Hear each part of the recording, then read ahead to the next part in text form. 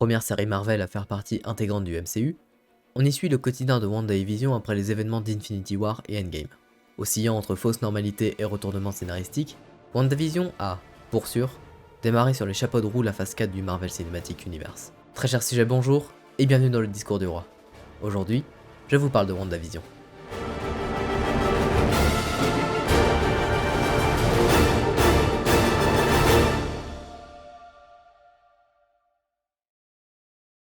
Officiant comme le début de la phase 4 du MCU, WandaVision a eu la dure tâche de devoir convaincre un public sceptique quant à l'arrivée du MCU au format série, mais aussi rattraper tous ceux qui pensent que la saga Marvel s'était finie à la fin d'Avengers Endgame.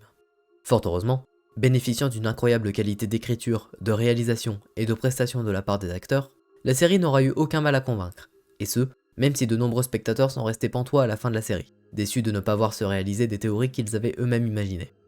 D'ailleurs, et c'est ce qui fait toute la force du MCU, c'est cette effervescence des fans qui, à chaque sortie d'épisode, s'empressent de trouver parallèles et easter eggs afin d'échafauder leurs théories et essayer de deviner le fond de l'intrigue de la série.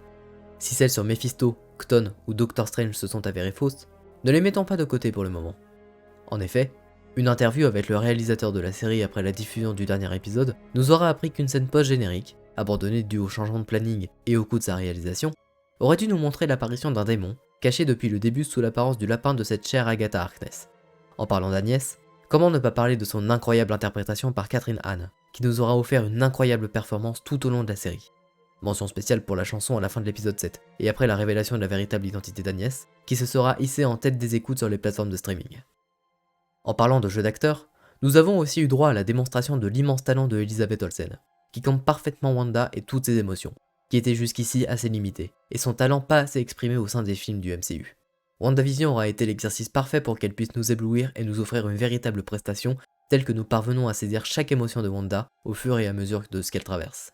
Tantôt heureuse, perturbée puis complètement déprimée avant d'être survoltée, c'est un florilège d'attitudes que la petite sœur des jumelles Olsen nous aura offert dans cette mini-série.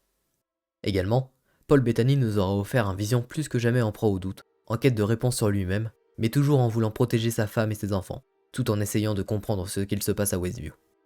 Son échange philosophique contre Cataracte, ou Vision Blanc, aura été d'une profonde intensité, surtout quand on sait que ce sont à la fois l'original et le souvenir d'une même personne qui échangent entre eux. Si Vision n'est pas sorti du ex de Wanda, ce n'est pas le cas de Cataracte, que l'on reverra sans doute bien assez tôt, tout comme les enfants de Wanda, dont on entendra sûrement parler à nouveau dans Doctor Strange 2, et que l'on devrait voir arriver d'ici le printemps 2022. Et quel plaisir d'enfin voir à nouveau du contenu Marvel. Après une année 2020 absolument vide de tout contenu, alors qu'elle devait voir l'arrivée de Black Widow, des Éternels et la sortie initiale de WandaVision, l'arrivée de cette dernière en tout début 2021 aura ravivé la flamme entre les fans et les équipes de Kevin Feige, et nous aura maintenus en haleine pendant presque 2 mois, créant chaque vendredi matin un rendez-vous et mettant Twitter en effervescence, comme avec l'apparition de Evan Peters en Pietro Maximoff, ou encore le sensationnel épisode final. Vous l'aurez compris, j'ai totalement adoré WandaVision.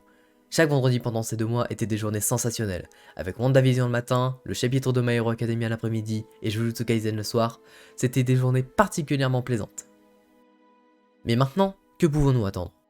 Eh bien, si Marvel se prépare déjà à la suite en nous sortant la série Falcon and the Winter Soldier dès le 19 mars, nombre de fans demandent d'ores et déjà le retour de Wanda. Alors que nous aurons l'occasion de la retrouver à l'affiche de Doctor Strange 2, où elle sera au cœur de l'intrigue, tout comme le Darkhold très probablement, certains espèrent obtenir une saison 2 à WandaVision.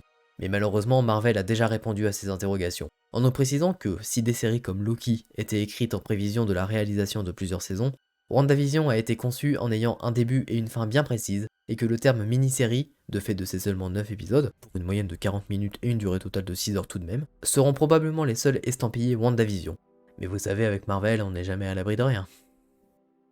Pour conclure, je ne peux que vous conseiller d'aller regarder cette œuvre. Elle est disponible sur Disney+, et tous les épisodes sont sortis. Si vous avez un peu de mal au bout des 3 premiers épisodes, accrochez-vous, car ça ne fera qu'aller crescendo à partir du 4ème.